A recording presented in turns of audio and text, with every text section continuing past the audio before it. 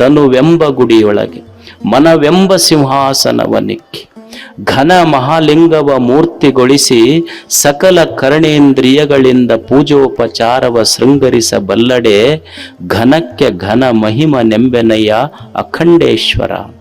ಷಣ್ಮುಖ ಶಿವಯೋಗಿಗಳ ಹೆಸರು. ಅವರ ವಚನಾಂಕಿತ ಅಖಂಡೇಶ್ವರ. ಎಷ್ಟು ಚಂದ ಇಟ್ಟಾರ ನೋಡ್ರಿ ಹೆಸರು, ಅಖಂಡೇಶ್ವರ. ಅವ್ರ ದೇವರಿಗೆ ಹೆಸರಿಟ್ಟಾರ ಅವ್ರು. ನಮ್ಮ ದೇವರ ಮನಿ ದೇವ್ರು ಬೇರೆ, ಮನದ ದೇವ್ರು ಬೇರೆ, ಜಾತಿ ದೇವ್ರು ಬೇರೆ, ಧರ್ಮ ದೇವ್ರು ಬೇರೆ, ನಡ್ಕೊಳ್ಳೋ ದೇವ್ರು ಬೇರೆ. ಅವ್ರ ನಮ್ಮ ದೇವ್ರು ಕಂಡು ತುಂಡಾಗ್ಯಾವ. ಆದ್ರೆ ಅವ್ರ ದೇವ್ರು ಅಖಂಡೇಶ್ವರ ಅಂತ ಹೆಸರಿಟ್ಟಾರ ಅವ್ರು. ಅಖಂಡೇಶ್ವರ ಅಂತ ಯಾರಿಗೆ ಅನ್ಬೇಕಂದ್ರ, ಈಗ ತಾಯಂದಿರದಿರಿ ನೀವು, ಈಗ ತಾಳಿ ಹಾಕೊಂತೀರಿ. ತಾಳಿ ನೋಡ್ರಿ, ಮಣಿ, ತಾಳಿಯ ಮಣಿಗಳೆಲ್ಲ ತುಂಡು ಭಿನ್ನ ಅದಾವ. ಆದ್ರೆ ತಾಳಿಯನ್ನ ಪೋಣಿಸಿದ ದಾರ ಅಖಂಡ ಐತದ. ಹಂಗ ಈ ಜಗತ್ತು ನೋಡ್ಲಿಕ್ಕೆ ಖಂಡವಾಗಿ ಕಂಡ್ರು ಈ ಜಗತ್ತನ್ನ ಪೋಣಿಸಿದ ಸೂತ್ರ ದೇವರು ಅವನ ಅಖಂಡ ಇರುವುದಕ್ಕಾಗಿ ಅವನ ಅಖಂಡೇಶ್ವರ ಅಂತ ಹೆಸರು. ಅವನು ಅಖಂಡೇಶ್ವರ. ಅವ ಅಂತನ ಮನುಷ್ಯನೇ ಜೀವನವೇ ಒಂದು ಪೂಜೆ ಆಗಬೇಕು. ಪೂಜೆ ಅಂದ್ರೆ ಗುಡ್ಯಾಗ ಹೋಗಿ ಮಾಡೋದಲ್ಲ, ನಿನ್ನ ದೇಹ ದೇವಾಲಯ ಆಗಬೇಕು. ತನುವೆಂಬ ಗುಡಿಯೊಳಗೆ ಮನವೆಂಬ ಸಿಂಹಾಸನವನಿಕ್ಕಿ. ನಿನ್ನ ಮನಸ್ಸು ಗರ್ಭಗುಡಿಯಾಗಬೇಕು, ನಿನ್ನ ದೇಹ ದೇವಾಲಯ ಆಗಬೇಕು, ನಿನ್ನ ಎದೆಯೊಳಗ ಪರಮಾತ್ಮನ ಪ್ರತಿಷ್ಠಾಪನೆ ಆಗಬೇಕು. ಅದಕ್ಕೆ ಸತ್ಯ ದೇವರು ಅಂತ ಕರೀತಾರೆ. ಇಷ್ಟು ಪ್ರತಿಷ್ಠಾಪನೆ ಆತು ಅಂದ್ರ ನೀ ಏನು ಮಾತಾಡಿದ್ದೆಲ್ಲ ಸದ್ವಚನ. ಅದು ಯಾಕಂದ್ರೆ ಒಳಗೆ ಸತ್ಯ ದೇವ ಇರ್ತಾನೆ. ಏನು ವಿಚಾರ ಮಾಡ್ತೀಯ ಅದು ಸದ್ ವಿಚಾರ, ಏನು ಕೆಲಸ ಮಾಡ್ತೀಯ ಅದು ಸದಾಚಾರ, ಏನು ಭಾವಿಸ್ತೀಯ ಅದು ಎಲ್ಲ ಸದ್ಭಾವ. ಯಾಕಂದ್ರೆ ನಿನ್ನ ಜೀವನವೇ ಪೂಜೆ ಆಗ್ತೈತಿ. ದೇವರಿದೆ ಕುಂತಾನೆ. ನೀನು ದೇವರನ್ನ ಗುಡಿಯೊಳಗೆ ಪೂಜೆ ಮಾಡುವನಲ್ಲ, ನಿನ್ನ ಎದೆಯೊಳಗಿಟ್ಟು ಪೂಜೆ ಮಾಡವ. ಅದಕ್ಕೆ ನಿನ್ನ ಜೀವನವೇ ಒಂದು ಆರಾಧನೆ. ನಾವು ದೇವರನ್ನ ಗುಡಿಯೊಳಗಿಟ್ಟು ಪೂಜೆ ಮಾಡುವುದಲ್ಲ, ದೇವರನ್ನ ಎದೆಯೊಳಗಿಟ್ಟು ಪೂಜೆ ಮಾಡಿದ್ರೆ ಜೀವನ ಒಂದು ಬದುಕೇ ಆರಾಧನೆ ಅಷ್ಟೆ. ಬದುಕು ಆರಾಧನೆ ಆಗಬೇಕು, ಬದುಕೊಂದು ಪೂಜೆ ಆಗಬೇಕಲ್ಲ. ಹೆಂಗ್ ಬದುಕಬೇಕು ಮನುಷ್ಯ? ಸದಾಚಾರಿಯಾಗಿ ಬದುಕುವುದು. ಸತ್ಯವನ್ನ ನೀ ಅರುತಿ ಅಂದ್ರ ಅದು ಜ್ಞಾನ ಮಾರ್ಗ. ಸತ್ಯವನ್ನ ತಿಳಿದ್ರ ಜ್ಞಾನ ಮಾರ್ಗ. ಸತ್ಯವನ್ನ ನಂಬುದಿ ಅಂದ್ರೆ ಭಕ್ತಿ ಮಾರ್ಗ. ಸತ್ಯವನ್ನ ಆಚರಣೆ ಮಾಡಿದಿ ಅಂದ್ರೆ ಕರ್ಮ ಮಾರ್ಗ. ಇವೆಲ್ಲವನ್ನು ತಿಳಿದಿ ಅಂದ್ರೆ ಅದೇ ಮುಕ್ತಿ ಮಾರ್ಗ, ಜೀವನ್ ಮುಕ್ತಾವಸ್ಥೆ ಅಂತ ಕರೆದ್ರ. ಅದಕ್ಕೆ ಇದನ್ನ ತಿಳಿದು ಬದುಕೋದು ಮನುಷ್ಯ. ದೇವ್ರ ನಿನ್ನ ಎದ್ಯಾಕ ಕುಂತ ಅಂದ್ರೆ ನೀ ಏನ್ ಕೆಲಸ ಮಾಡ್ತಿ? ಸದಾಚಾರಿ ನೀನಷ್ಟ. ಸದಾಚಾರಿಯಾಗಿ ಬದುಕಬೇಕು ಮನುಷ್ಯ. ಸದಾಚಾರ ಅಂದ್ರೆ ಸಂತರ ಆಚರಣೆ. ಏನು ದೊಡ್ಡವರು ತಿಳಿದು ಬದುಕ್ಯಾರಲ್ಲ ಆ ಆಚರಣೆ. ಹೆಂಗ್ ಬದುಕಿದ್ರು ಇಲ್ಲಿ ಬದುಕಲಿಲ್ಲ ಏನು? ಎಷ್ಟು ಜನ ಹೇಗೆ ಬದುಕಿದ್ರು, ಎಷ್ಟು ದೊಡ್ಡವರು ಬದುಕಿದ್ರು. ನಾವೆಲ್ಲ ಸರ್ ಎಂ ವಿಶ್ವೇಶ್ವರಯ್ಯನವ್ರ ಹೆಸರು ಕೇಳಿ. ವಿಶ್ವೇಶ್ವರಯ್ಯನವರು ಎಷ್ಟು ದೊಡ್ಡವರು, ಎಷ್ಟು ಆಚಾರಶೀಲರು. ಇವತ್ತು ಮಂಡ್ಯ ಮೈಸೂರು ಕಡೆ ಹೋದ ಜನ ಅವರು KRS ಕಟ್ಟಿದ್ರು. ಅವರೇ ಅದನ್ನ ಡಿಸೈನ್ ಮಾಡಿದ್ದು. KRS ಕಟ್ಟಿದ್ದಕ್ಕಾಗಿ ಇವತ್ತಲ್ಲೆಲ್ಲ ನೀರಾವರಿ. ಜನ ಟ್ರೈನ್ನೊಳಗ ಬಸ್ನೊಳಗ ಮಂಡ್ಯ ಮೈಸೂರು ಕಡೆ ಹೋಗೋರು ಬೆಳೆದ ತೆಂಗು, ಬೆಳೆದ ಬಾಳೆ, ಬೆಳೆದ ಕಬ್ಬ, ಬೆಳೆದ ಭತ್ತ ಹಸಿರು ನೋಡಿ ಇದು ತೆಂಗ, ಇದು ಬಾಳೆ, ಇದು ಕಬ್ಬು ಅಂತ ಹೇಳೋದಿಲ್ಲ. ಆ ಹಸಿರು ನೋಡಿ ಇದು ಬಾಳೆ, ತೆಂಗು, ಕಬ್ಬು ಅಂತ ಹೇಳೋದಿಲ್ಲ. ಇದು ಏನೇನು ಕಾಣ್ತೈತೆಲ್ಲ ಇದೆಲ್ಲ ವಿಶ್ವೇಶ್ವರಯ್ಯ, ಇದೆಲ್ಲ ವಿಶ್ವೇಶ್ವರಯ್ಯ, ಇದೆಲ್ಲ ವಿಶ್ವೇಶ್ವರಯ್ಯ. ಅಂಥ ವಿಶ್ವೇಶ್ವರಯ್ಯನವರು KRS ಕಟ್ಟಬೇಕಾದ್ರೆ ನಾಲ್ವಡಿ ಕೃಷ್ಣರಾಜ ಒಡೆಯರು ಮೈಸೂರು ಒಡೆಯರಿದ್ರಂತ. ಇವ್ರು ಅದನ್ನೆಲ್ಲ ಡಿಸೈನ್ ಮಾಡಿ ಪ್ಲಾನ್ ಮಾಡಿ ಕೃಷ್ಣರಾಜ ಒಡೆಯರ್ ಹತ್ರ ಎದುರಿಟ್ಟಾಗ ಕನ್ನಂಬಾಡಿ ಕಟ್ಟಬೇಕು, ಉಪಯೋಗ ಆಗ್ತೈತೆ ರೈತರಿಗೆ. ಅವಾಗ ಕೃಷ್ಣರಾಜ ಒಡೆಯರು ಸ್ವಲ್ಪ ಹಿಂದ ಮುಂದ ಮಾಡಿದ್ರಂತ. ರೊಕ್ಕ ದುಡ್ಡು ಎಲ್ಲಿಂದ ತರೋದು? ಅವ್ರ ಹಠ ಹಿಡಿದು ಒಪ್ಸಿದ್ರಂತ. ಅವ್ರಿಗೆ ಇವು ಮಾಡ್ಲೇಬೇಕಿದನ್ನಂತ.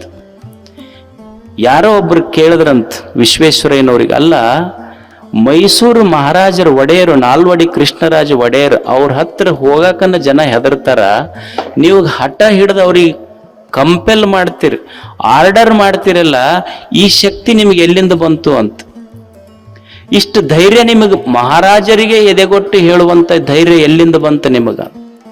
ಅವಾಗ ವಿಶ್ವೇಶ್ವರಯ್ಯ ಹೇಳದ್ನಂತ, ನೋಡು ಮಹಾರಾಜರಿಗೆ ಸತ್ಯವನ್ನ ಸತ್ಯದಂತೆ ಹೇಳುವ ಎದೆಗಾರಿಕೆ ನನಗೆ ಎಲ್ಲಿಂದ ಬಂತು ಅಂದ್ರೆ, ನಾನು ದಿವಸ ಅರಮನೆಗೆ ಹೋಗುವಾಗ ನಂದೊಂದು ಪಾಕೆಟ್ನಾಗ ರಾಜೀನಾಮೆ ಪತ್ರ ಇಟ್ಕೊಂಡ ಹೋಗಿ ನಾನು ಹಂಗ ಹೋಗುದಿಲ್ಲ ಅಂತ ಹೇಳಿದ್ರಂತ. ಅದಕ್ಕ ಧೈರ್ಯ ಬಂದೈತಿ ನನಗೆ. ನಮ್ಮ ಬಕ್ಕಣದಾಗ ನಾವು ನೌಕರಿಗೆ ಅರ್ಜಿ ಇಟ್ಕೊಂಡು ಹೋಗ್ತೀವಿ, ಅವ ಪ್ರತಿನಿತ್ಯ ರಾಜೀನಾಮೆ ಪತ್ರ ಇಟ್ಕೊಂಡು ಹೋಗ್ತಿದ್. ನನ್ನ ಸತ್ಯದ ಆಚರಣೆಯಿಂದ ಈ ಧೈರ್ಯ ಬರ್ತೈತಿ. ಇವತ್ತು ನಮ್ಮೆಲ್ಲ ಆಫೀಸರ್ಗಳು ಅದೆಲ್ಲ ನೋಡ್ತೀವಲ್ಲ ವ್ಯವಸ್ಥೆಯೊಳಗೆ, ಯಾಕೆ ಧೈರ್ಯ ಇಲ್ಲ, ಯಾಕೆ ಟೆನ್ಷನ್ನು ಅಂದ್ರೆ ನಮಗೆ ಸತ್ಯದ ಆಚರಣೆಯ ಕೊರತೆ ನಮ್ಮಲ್ಲಿ ಐತಷ್ಟೆ. ಸತ್ಯದ ಅನುದಾನದಿಂದ ಜಗತ್ತು ಕಟ್ಲಿಕ್ಕೆ ಅವ್ರೇನು ಅನುದಾನದಿಂದ ಕಟ್ಲಿಲ್ಲ, ಸತ್ಯದ ಆಚರಣೆಯಿಂದ ಕಟ್ಟಿದ್ರು. ನಮಗ ಆ ಧೈರ್ಯ ಇಲ್ಲ ಅಷ್ಟು. ಯಾರೋ ಒಬ್ಬರು ರಿಟೈರ್ಡ್ ಆದ್ರಂತ ಆಫೀಸರ್. ರಿಟೈರ್ಡ್ ಆದ್ಮೇಲೆ ಅವ್ರ ಸ್ನೇಹಿತರಿಗೆ ಹೇಳ್ತಿದ್ರಂತ, ನಮಗೆ ಅರ್ಧ ಪಗಾರ ಬರಕತ್ತೈತಿ ನೋಡ್ರಿ ಅಂತ. ಅವಾಗ ಅವ್ರು ಹೇಳಿದ್ರು, ಅಲ್ರಿ ಮತ್ತೆ ರಿಟೈರ್ಡ್ ಆಗಿರಿ, ಈಗ ಅರ್ಧ ಪಗಾರ ಬರ್ತೈತಿ. ಅಲ್ಲಿ ರಿಟೈರ್ಡ್ ಆದ್ರೆ ಏನಾಯ್ತು? ಅಲ್ರಿ ರಿಟೈರ್ಡ್ ಆದ್ರೆ ಏನು ಕೆಲಸ ಇರುವುದಿಲ್ಲ, ಅರ್ಧ ಪಗಾರ ಬರ್ತೈತಿ. ಅಲ್ರಿ ಮೊದಲು ಏನು ಕೆಲಸ ಮಾಡ್ತಿದ್ದಿಲ್ಲ, ಅವು ಪೂರ ಕೊಡ್ತಿದ್ರು, ಈಗ ಯಾಕೆ ಅರ್ಧ ಕೊಡ್ತಾರ ಗೊತ್ತಾಗುವಲ್ಲ. ಅಂದ್ರೆ ಎರಡೂ ಸೇಮ್, ನಾವು ರಿಟೈರ್ಡ್ ಆದ್ರೂ ಅಷ್ಟ ಅದೀವಿ, ಮೊದಲು ನೋ ಡಿಫರೆನ್ಸ್ ಎಟ್ ಆಲ್. ಅಂದ್ರೆ ನಮ್ಮ ಆಚರಣೆಗಳು ಹೆಂಗ ಸತ್ಯದ ಆಚರಣೆಯಿಂದ ಕಟ್ಟಬೇಕಾಗ್ತದೆ ಸಮಾಜ. ನಮ್ಮ ಕೊಪ್ಪಳದ ಹತ್ರ ಒಂದು ಕಿನ್ನಾಳ ಅಂತ ಒಂದು ಹಳ್ಳಿ ಐತಿ. ಸತ್ಯದ ಆಚರಣೆ ಹೆಂಗಿರ್ತದೆ? ಮೊನ್ನೆ ಗಣಪತಿ ಹಬ್ಬ ಬಂತು. ಗಣಪತಿ ಹಬ್ಬಕ್ಕ ಊರನವರೆಲ್ಲ ಪಟ್ಟಿ ಮಾಡಿದ್ರು. ಪಟ್ಟಿ ಮಾಡಿ ಹುಡುಗರು ಡಿಜಿ ತಂದು ಕುಣಿಲಿಲ್ಲ, ಕುಡಿದು ಕುಣಿಲಿಲ್ಲ, ಡಿಜಿ ಹಚ್ಚಿ ಗಣಪತಿ ಮುಂದೆ ಕುಣಿಲಿಲ್ಲ. ಅವ್ರು ಏನು ಮಾಡಿದ್ರು ಅಂದ್ರ ಗಣಪತಿ ಇಟ್ರು, ಪೂಜಾ ಮಾಡಿದ್ರು, ಬಂದು ದುಡ್ಡೆಲ್ಲ ಊರಿನ ರಸ್ತೆ ಇರಲಿಲ್ಲ, ಸರ್ಕಾರಕ್ಕೆ ಅನುದಾನ ಕೇಳಿಲ್ಲ, ಬಂದು ದುಡ್ಡಿನಿಂದ ತಾವೇ ಊರಿನ ರಸ್ತೆ ಮಾಡಿಕೊಂಡ್ರು. ಅನುದಾನದಿಂದ ಕಟ್ಟುವುದಲ್ಲ, ಆಚರಣೆಯಿಂದ ಕಟ್ಟಬೇಕಾಗ್ತದೆ ಜಗತ್ತನ್ನು. ಆಚರಣೆಯಿಂದ ಕಟ್ಟಬೇಕಾಗ್ತದೆ. ಅದಕ್ಕ ಸತ್ಯದ ಆಚರಣೆ ಬಹಳ ಮುಖ್ಯ. ಆಮೇಲೆ ಗಿಣಿಗೇರಿ ಅಂತ ಒಂದು ಊರು ಐತಿ, ಗಿಣಿಗೇರಿ. ಅಲ್ಲೊಂದು 280 ಎಕರೆ ಕೆರೆ ಇತ್ತು. ಅದು ಎಲ್ಲ ಸ್ವಲ್ಪ ಅವರು ಇವರು ಅಕ್ವೈರ್ ಮಾಡ್ಕೊಂಡಿದ್ರು. ಆ ಗಿಣಿಗೇರಿ ಕೆರೆ ಪುನರುಜ್ಜೀವನ ಮಾಡ್ಬೇಕಂತ ನಾವೆಲ್ಲ ಕೂಡಿ, ಹಳ್ಳಿ ಜನ ಕೂಡಿ ಒಂದು ಪ್ರಯತ್ನ ಪಟ್ಟಿವಿ. ನಿಮಗೆ ಆಶ್ಚರ್ಯ ಅನ್ನಿಸ್ಬೋದು, 280 ಎಕರೆ ಕೆರೆ ಹೂಳೆತ್ತಿ, ಒಟ್ಟ ನೀರಿದ್ದಿದ್ದಿಲ್ಲ ಕೆರೆಯಾಗ. 18 ವರ್ಷ ನೀರಿದ್ದಿದ್ದಿಲ್ಲ, ತುಂಬಿದ್ದಿಲ್ಲ ಕೆರೆ. ಅದನ್ನ ಸುಮಾರು 7-8 ಕಿಲೋಮೀಟರ್ ಎಲ್ಲ ಬಂಡ್ ಮಾಡಿ, ಫೆನ್ಸಿಂಗ್ ಮಾಡಿ, ಮಿಯಾವಾಕಿ ಫಾರೆಸ್ಟ್ ರೆಡಿ ಮಾಡಿ, ಚಿಲ್ಡ್ರನ್ ಪಾರ್ಕ್ ಮಾಡಿ, ಅಲ್ಲೊಂದು ಸಭಾಭವನ ಮಾಡಿ ಕೆರೆ ರೆಡಿ ಆಯ್ತು. 18 ವರ್ಷ ಆಗ್ಲಾರ್ದ ಮಳಿ ಅದೇ ವರ್ಷ ಮಳಿಯಾಗಿ ಕೆರೆ ತುಂಬಿತ್ತು. ಸರ್ಕಾರದ ಅನುದಾನದಿಂದಲ್ಲ, ಹಳ್ಳಿ ಜನ 1 ಕೋಟಿ ರೂಪಾಯಿ ಕೂಡಿಸಿ ಕೆರೆ ಕೊಟ್ಟರು. ಅನುದಾನದಿಂದಲ್ಲ, ಆಚರಣೆಯಿಂದ ನಮ್ಮ ನಾಡನ್ನು ನಾವು ಕಟ್ಟಬಹುದು, ಬದುಕನ್ನು ಕಟ್ಟಬಹುದು. ನಮ್ಮ ಏನಿಲ್ಲ, ಭಾರತ ಬಂದ್, ಕರ್ನಾಟಕ ಬಂದ್, ಹಿಂಗಾದ್ರೆ ದೇಶ ಉದ್ಧಾರ ಆಗೋದೆ ಅಂತ. ಶಾಲೆಗಳು ಬಂದ್, ನಾವೆಲ್ಲ ಸ್ಟ್ರೈಕ್ ಮಾಡ್ತೀವಿ, ಇಲ್ಲಿ ಶಾಲೆ ಬಂದ್ ಮಾಡ್ತೀವಿ, ಆಸ್ಪತ್ರೆ ಬಂದ್ ಮಾಡ್ತೀವಿ, ಹಾಲು ಬಂದ್, ನೀರು ಬಂದ್, ಬಾರ್ ಮಾತ್ರ ಬಂದಿಲ್ಲ, ಉಳಿದಿದ್ದೆಲ್ಲ ಬಂದಕ್ಕ. ಮತ್ತ ಅವತ್ತು ಜಾಸ್ತಿ ಇರ್ತಾವ. ಹಿಂಗಾದ್ರೆ ದೇಶ ಕಟ್ಟುವುದು ಯಾವಾಗ? ನಾವು ಸದಾಚಾರದಿಂದ ದೇಶ ಕಟ್ಟಬೇಕು. ಮನುಷ್ಯನೊಳಗೆ ಸದಾಚಾರ ಇರಬೇಕು, ಸದ್ಬುದ್ಧಿ ಇರಬೇಕು, ಸದ್ಭಾವ ಇರಬೇಕು. ನಮ್ಮ ಬುದ್ಧಿ ಹೆಂಗಾಗ್ಯಾವ ಅಂದ್ರೆ ಸ್ವಲ್ಪ ಕೆಟ್ಟಾವ. ಯಾವಾಗ ದೇವರು ಎದ್ಯಾಗ ಕುಂತ ದೈವಿ ಭಾವ ಇತ್ತು ಅಂದ್ರೆ ಸದ್ಬುದ್ಧಿ, ಬರೇ ಬುದ್ಧಿ ಇರುವುದಿಲ್ಲ, ಸದ್ಬುದ್ಧಿ ಇರ್ತೈತಿ. ಅದು ಸದ್ಬುದ್ಧಿ ಏನ್ ಮಾಡ್ತೈತಿ ಅಂದ್ರೆ ವಿಚಾರ ಮಾಡಾಕತ್ತೈತಿ. ಸದ್ವಿಚಾರ ಅಂತ ಕರೀತಾರ. ಅದಕ್ಕೆ ಯಾವುದು ಸರಿ ಯಾವುದು ತಪ್ಪು ಅಂತ ಸ್ವಲ್ಪ ವಿಚಾರ ಮಾಡಕ್ ಹಸ್ತೈತಿ. ಸರಿ ತಪ್ಪುಗಳನ್ನು ವಿಚಾರ ಮಾಡಕ್ ಹಸ್ತೈತಿ. ಈಗ ನೀವು ಮನ್ಯಾಗ ಇದು ಏನೋ ಆರಾಮಿಲ್ಲ ಅಂತ ತಿಳ್ಕೊಡ್ರಿ, ಸ್ಕ್ಯಾನ್ ಮಾಡಿಸ್ತೀರಿ ಇಲ್ಲ? ಸ್ಕ್ಯಾನ್ ಏನ್ ಮಾಡ್ತೈತಿ ಅಂದ್ರೆ ಎಲ್ಲಿ ದೋಷ ಐತಿ ಅದು ತೋರಿಸ್ಕೊಡ್ತೈತಿ. ಹಂಗ ಮನುಷ್ಯನಿಗೆ ಸದ್ವಿಚಾರ ಅಂದ್ರೆ ಎಲ್ಲಿ ತಪ್ಪೈತಿ ತೋರಿಸ್ಕೊಡ್ತೈತಿ, ನಾ ಏನ್ ತಪ್ಪು ಮಾಡ್ತೇನೆ. ಈ ಕಾಯಿಪಲ್ಯ ಮಾರ್ಕೆಟ್ಗೆ ಹೋಗ್ತೀರಿ, ಎಲ್ಲಾನು ಇದ್ದಿದ್ದೆಲ್ಲ ಕಾಯಿಪಲ್ಯ ಪುಟ್ಟ್ಯಾಗ ಹಾಕೊಂತೀರೇನು? ಆರಿಸಿ ಹಾಕೊಂತೀರಿ, ಕೆಟ್ಟದ್ದು ತೆಗಿತೀರಿ, ಚಲೋದು ಪುಟ್ಟ್ಯಾಗ ಹಾಕೊಂತೀರಿ. ತಾಯಂದಿರ ಅನ್ನ ಮಾಡ್ತೀರಿ, ಅನ್ನ ಹೆಂಗ್ ಮಾಡ್ತೀರಿ ಅಂದ್ರೆ ಎಲ್ಲ ಕೂಡಿ ಮಾಡೋದಿಲ್ಲ, ಮೊದಲ ಅಕ್ಕಿ ಮರದಾಗ ಹಾಕೊಂತೀರಿ, ಅದನ್ನ ಹಳ್ಳ ಇದ್ದಿದ್ದು ತೆಗೆದು ಚಲೋ ಅಕ್ಕಿ ಕುಕ್ಕರಿಗೆ ಹಾಕ್ತಿರಿ.